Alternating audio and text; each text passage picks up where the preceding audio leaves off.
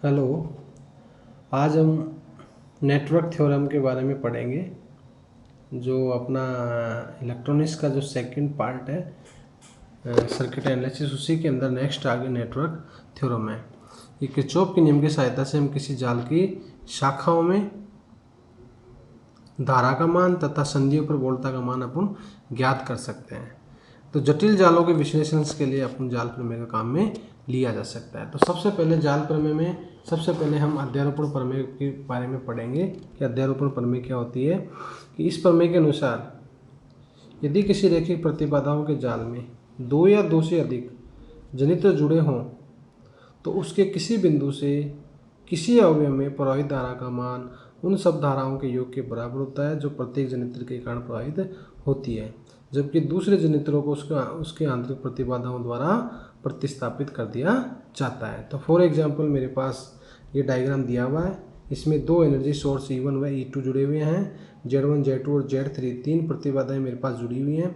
इस सर्किट में मैं देखूं कि वोल्टेज सोर्स E1 के कारण इस पास के अंदर प्रवाहित होने वाली धारा क्या है, I1 है। तो इसलिए इसके अंदर I1 मल्टीप्लाई Z1 प्लस में Z3 इंटू में I2 इंटू Z3, इस प्रकार से इसके अंदर क्या होगी, इस वोल्टेज का मान इस प्रकार का होगा। इसी प्रकार से इसके अंदर भी काउंट करें कि वोल्टेज का मान किस प्रकार से होगा कि I2 मल्टीप्लाई Z2 प्लस में Z3 और प्लस में I1 इंटू Z3। ठीक है, इस प्रकार से इस परिपथ के नियम के पास समीकरण जो मेरे पास प्राप्त होगा, तो इस फर्स्ट लूप के कारण, इस लूप के कारण मेरे पास समीकरण फर्स्ट प्राप्त हो जाएगा और सेकंड के कारण मेरे पास सेकंड समीकरण प्राप्त हो जाएगा। इसको इन दोनों को मैंने हल किया और सोल्व करने के बाद मेरे पास करंट वो का मान I1 का मान जो प्राप्त होता है वो प्राप्त होगा समीकरण नंबर 3। इसके अंदर वोल्टेज सोर्स E1 और E2 और E2 वाला वोल्टेज सोर्स वो क्या आ रहा है, नेगेटिव आ रहा है। इसी प्रकार से मैं करंट समीकरण नंबर 1 और 2 की सहायता से करंट I2 का मान निकालूंगा और I2 की वैल्यू मेरे पास एक समीकरण नंबर 4 प्राप्त होगा। और समीकरण 4 में देखें कि E1 की वैल्यू तो नेगेटिव प्राप्त होती है और E2 की वैल्यू पॉजिटिव प्राप्त होती है। ठीक है जी, इस प्रकार से मैं I1 और I2 निकाल लिया। तो ये अध्यारोपण प्रमेय यही कह रही है, क्या कह रही है कि जब दो या दो से अधिक जनित्र है तो उन सब धाराओं के योग के बराबर होते हैं जो प्रत्येक जनित्र के कारण प्रवाहित होती है, जबकि दूसरे जनित्र को उसके आंतरिक प्रतिबाधा द्वारा क्या कर दिया जाता है, प्रतिस्थापित कर दिया जाता है। तो सबसे पहले मैंने ये करंट I1 और I2 का निकाल लिया। अब मैं क्या करना चाहता हूँ कि इसके अंदर दूसरे जनित्र को उसके इंटरनल इम्पिडेंस के द्वारा जोड़ना, प्रतिस्थापित करना चाहता हूँ और उसके द्वारा जो करंट का मान आएगा, सबसे पहले तो मैं E2 को प्रतिस्थापित कर दूंगा, लघुपथित कर दूंगा, फिर दूसरे केस में मैं E1 को क्या कर दूंगा, E1 को लघुपथित कर दूंगा। इससे जो करंट आएगी उस करंट का मान है जो I1 की वैल्यू समीकरण नंबर 3 होगा। तो फॉर एग्जांपल मैं आपको बताना चाहता हूँ कि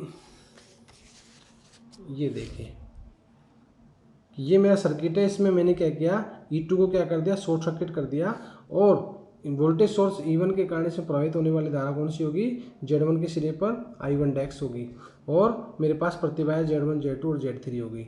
ठीक है जी, तो इससे मेरे पास ओम का नियम है I = V अपॉन R, उससे वोल्टेज अपॉन में जो मेरे पास प्रतिरोध प्राप्त होगा, प्रतिरोध की वैल्यू ये आ गई, ये सीरीज में आ गया, ये दोनों एक दूसरे के समांतर क्रम में, समांतर क्रम में होने से क्या हो गया कि Z1 प्लस ये दोनों समांतर क्रम में है। तो समांतर क्रम का फॉर्मूला क्या है, 1/R1 प्लस 1/R2, वो वाला फॉर्मूला अप्लाई किया। अप्लाई करने के बाद मेरे पास प्रतिबाधा प्राप्त हो गई। सो Z1 प्लस ये वाली प्रतिबाधा, इन दोनों को डिवाइड कर देंगे, वोल्टेज के अंदर इसका भाग देंगे तो करंट मेरे पास इसमें बहने वाली धारा I1 डैक्स आ गई और E2 को मैंने क्या कर दिया, प्रतिस्थापित कर दिया, शॉर्ट सर्किट कर दिया।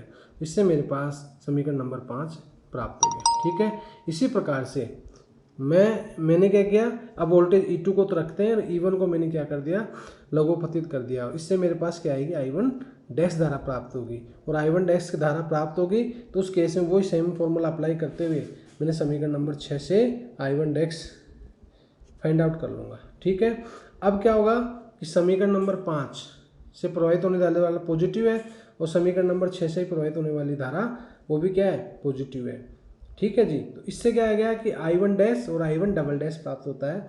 और जबकि हम क्या करेंगे कि इस थ्योरम के according I1 is equal to I1 dash plus में I1 डबल डैश प्राप्त होगा, और I1 डबल डैश की धारा जो क्या मान के विपरीत दिशा में होगी, इसलिए ये नेगेटिव हो जाएगी। इसलिए समीकरण 5 और 6 को जोड़ने के बाद मेरे पास समीकरण नंबर क्या प्राप्त होती है, समीकरण नंबर 3 प्राप्त होती है। इसी प्रकार से मैं दूसरा वोल्टेज सोर्स लेके करंट I2 का मान निकाल सकता हूँ।